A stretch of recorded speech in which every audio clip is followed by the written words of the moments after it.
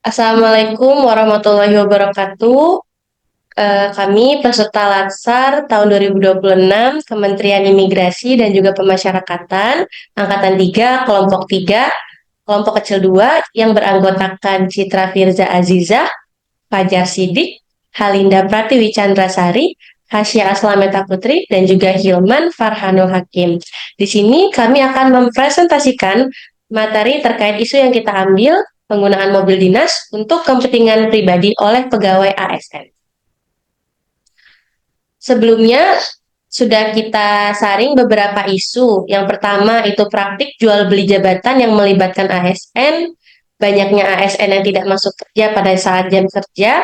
Yang ketiga, penggunaan mobil dinas untuk kepentingan pribadi. Yang keempat adalah oknum ASN melakukan tindak kekerasan kepada warga sipil. Kami melakukan teknik tapisan APKL dan didapatlah prioritas 1 terkait isu penggunaan mobil dinas untuk kepentingan pribadi. Selanjutnya, terkait penjelasan isu yang terpilih, dari parameter analisis kriteria pertama dari kriteria aktual, isu ini sangat nyata karena sering terjadi pada saat masa liburan, mudik, dan biasanya dipergunakan untuk keperluan keluarga. Selain itu, penggunaan plat pribadi itu untuk menghindari pengisian BBM non-subsidi biasanya. Kriteria selanjutnya yaitu problematik. Terdapat masalah serius berupa budaya kerja ASN yang melanggar aturan disiplin ASN dan prinsip akuntabilitas. Kriteria selanjutnya lagi ada khalayak, bahwa isu ini menimbulkan kecemburuan sosial serta menyebabkan menurunnya kepercayaan publik kepada instansi. Untuk kriteria selanjutnya lagi ada layak, di mana sangat logis untuk diselesaikan karena pemerintah memiliki otoritas penuh untuk mengatur regulasi internal bagi aparatur negara serta membangun integritas ASN dari hal yang kecil. Selanjutnya akan dilanjut oleh rekan saya, Kak Fajar. Baik, di bagian kali ini terkait tentang analisis kasus penggunaan mobil dinas untuk kepentingan pribadi oleh pegawai ASN. Isu ini berawal dari sosial media, ada sebuah kabar yang memberitakan bahwa mobil berplat dinas itu diganti dengan plat publik atau plat putih yang dipakai untuk kepentingan pribadi dan dipakai di luar jam kantor. Dan akhirnya berita ini menjadi viral dan sempat menghebohkan media sosial. Selanjutnya, kita menuju ke analisis Fishbone terkait tentang kasus penggunaan mobil dinas untuk kepentingan pribadi ini. Pertama, dari instrumen sumber daya manusianya, bahwa jelas permasalahannya itu karena integritas yang rendah, terus kurangnya pemahaman terkait tentang penggunaan mobil dinas, dan juga adanya budaya yang ikut-ikutan atau budaya melihat oknum yang melanggar aturan tersebut. Selanjutnya terkait tentang metode bahwa SOP-nya itu tidak atau belum terjalankan sesuai. Selanjutnya pengawasan yang kurang maksimal atau lemah dan penindakan yang tidak konsisten. Terkait tentang indikator mesin, pertama tidak ada sistem pengawasan berbasis digital. Kedua, sistem mudah dimanipulasi karena tidak berbasis sistem digital. Ketiga, minim kontrol penggunaan. Hingga akhirnya penggunaan mobil dinas secara bebas bisa dipakai untuk kepentingan pribadi. Selanjutnya tentang kriteria manajemen. Pertama, pengawasan yang lemah, sanksi yang ringan, dan minimnya evaluasi. Selanjutnya tentang kriteria environment. Kejadian ini dianggap wajar, minimnya kontrol dan kurangnya transparansi.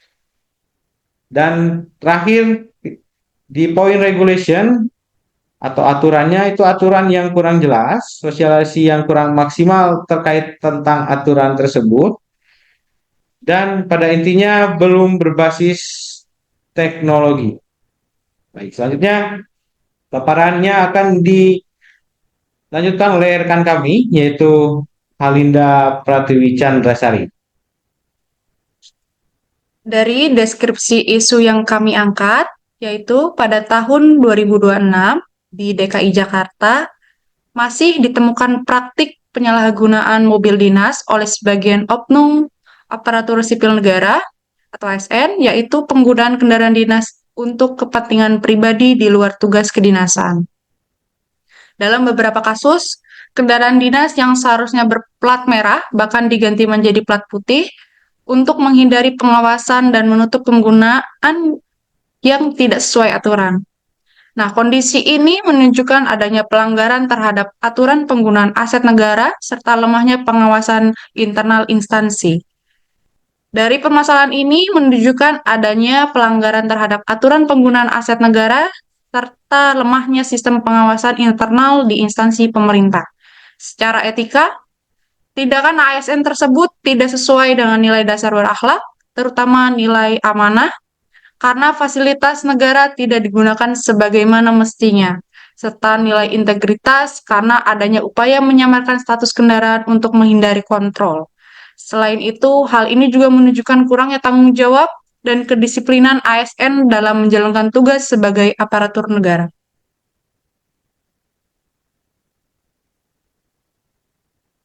Selanjutnya akan dijelaskan oleh teman saya, Citra Firza Aziza.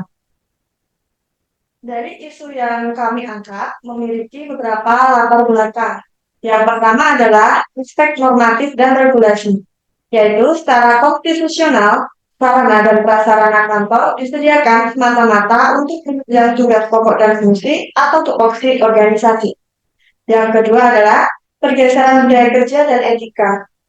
Sejak diluncurkannya core values berakhlak, setiap ASN dituntut untuk memiliki rasa tanggung jawab yang tinggi atau akuntabel. Latar belakang masalah ini seringkali berakar dari rendahnya internalisasi nilai-nilai tersebut. Kendaraan dinas seringkali dianggap sebagai fasilitas tambahan atau bonus jabatan, bukan sebagai alat kerja yang harus dipertanggungjawabkan penggunaan. Yang kemudian ada tuntutan transparansi publik, yaitu di era keterbukaan informasi, masyarakat memiliki akses langsung untuk mengawasi kinerja pemerintah melalui media sosial. Banyaknya laporan warga mengenai mobil plat merah yang berada di tempat wisata pada hari libur menunjukkan adanya kesenjangan atau gap antara ekspektasi publik terhadap integritas ASN dengan realita perilaku pegawai di lapangan. Dan selanjutnya, lemahnya sistem pengawasan dan pengendalian internal. Metode pengawasan aset di banyak instansi masih bersifat konvensional. Ketiadaan sistem monitoring berbasis teknologi seperti real-time tracking menyebabkan pimpinan sulit memverifikasi relevansi penggunaan kendaraan dengan surat tugas yang dikeluarkan. Hal ini menciptakan celah bagi pegawai untuk melakukan penyimpangan tanpa rasa takut akan sanksi.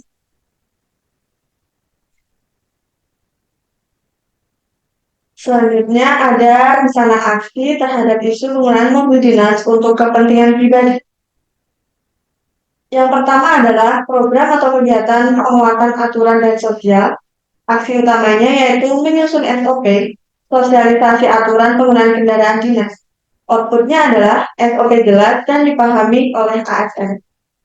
Yang kedua adalah program digitalisasi monitoring dengan aksi utama pemasangan GPS, logbook digital, dashboard monitoring, yang outputnya adalah data penggunaan kendaraan secara real time.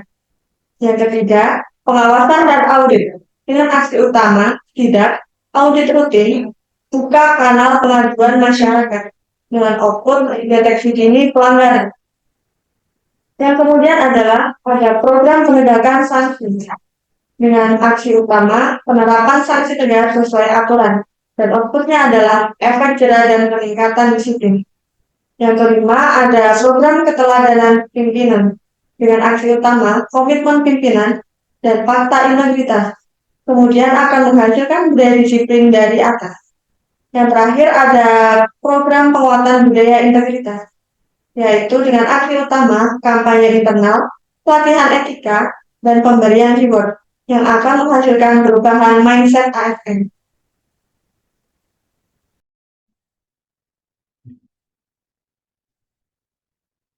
Baik, kesimpulan yang kita kesimpulan yang kita ambil pada presentasi kali ini yaitu penyalahgunaan mobil dinas untuk kepentingan pribadi merupakan bentuk pelanggaran nyata terhadap core value ASN berakhlak, terutama nilai akuntabel dan loyal.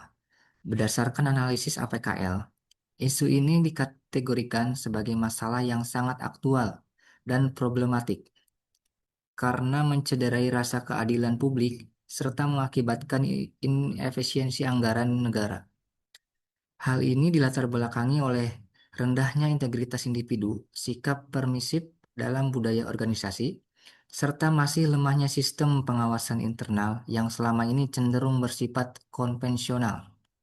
Jika terus dibiarkan tanpa adanya tindakan tegas, fenomena ini akan semakin memperburuk citra birokrasi di mata masyarakat dan menciptakan normalisasi pelanggaran etika di lingkungan kerja.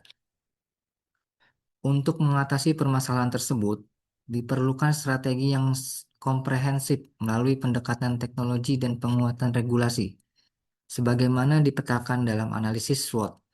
Langkah strategis yang dapat diambil meliputi digitalisasi pengawasan dengan pemasangan GPS tracking dan sistem e-logbook guna memantau pergerakan aset secara real-time, serta memberlakukan sanksi disiplin yang tegas sesuai dengan PP nomor 94 tahun 2021 bagi para pelanggar.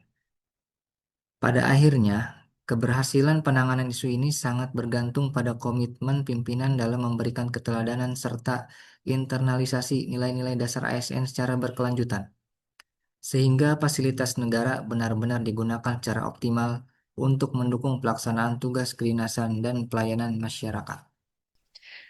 Sekian dari kelompok kami. Apabila ada kesalahan, kami mohon maaf karena kami masih belajar. Kami akhiri dengan wassalamualaikum warahmatullahi wabarakatuh. Terima kasih.